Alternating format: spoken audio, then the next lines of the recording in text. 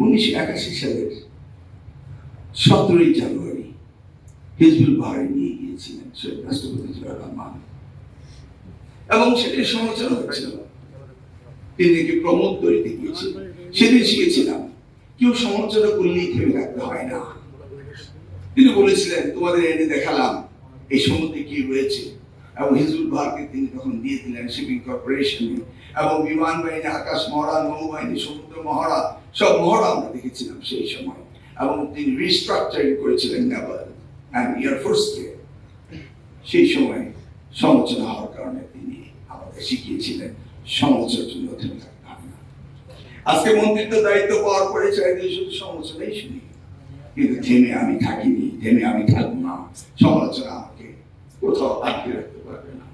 6 মাস 5 দিন সময় বয়স হয়েছে, বসে থাকার আর কোনো সুযোগ নেই।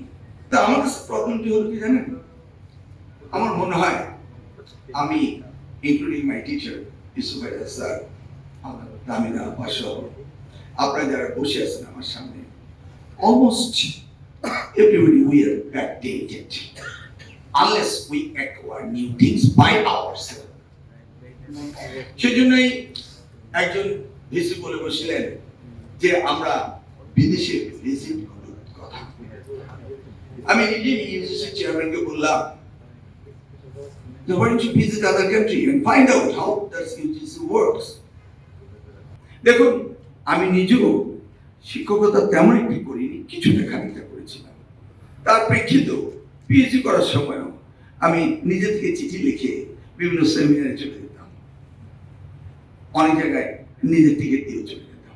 We want to go ahead, আমরা সামনে দিয়ে যেতে চাই।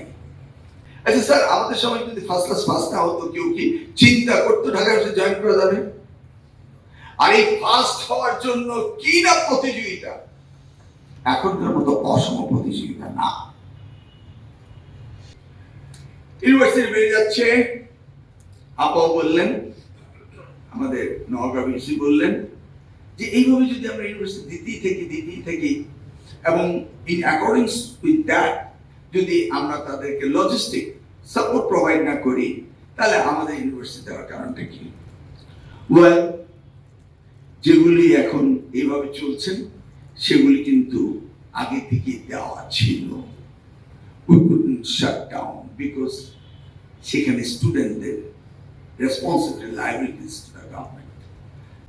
কিন্তু good news is that our honorable Prime Minister, he promised to raise our budget in the education sector. As he said, we started our journey. If you refresh your memory, you'll find out that 1.39% of the GDP was allocated for the education budget. সেখানে আবার শুভঙ্করের ফাঁকি ছিল। সেখানে দেখা গিয়েছে যে রূপপুর তাপ বিদ্যুৎ কেন্দ্র আইসিটি মন্ত্রণালয় বাজেট এর মধ্যে ঢুকিয়ে দিয়েছে। This time is purely for education history. আগে না 4-5 মাস আগে ডিসিশন নিলাম 2027 কে আমি বেসলাইন ধরে আমি এসএসসি পরীক্ষার জন্য আমি স্টেক হোল্ডারদের সাথে কথা বললাম। স্টেক হোল্ডাররা বলল 1000 টিচার, গার্ডিয়ান, স্টুডেন্ট 2027 এসএসসি পরীক্ষা কবে নেওয়া যায়? ফেব্রুয়ারি 10 রোজা, অতএব আগেই শেষ করো। আজকালকার স্টুডেন্টরা 1 মাস 1.5 মাস লাগিয়ে পরীক্ষা দিতে পারে, আমাদের সময় সকাল বিকাল পরীক্ষা হতো।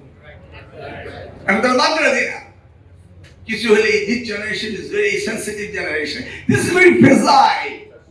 You talk something, they interpret some other way. Be careful. We must keep up our mouth to address that. But I can't. I say sometime, and it repulsive. So they say, okay, fine.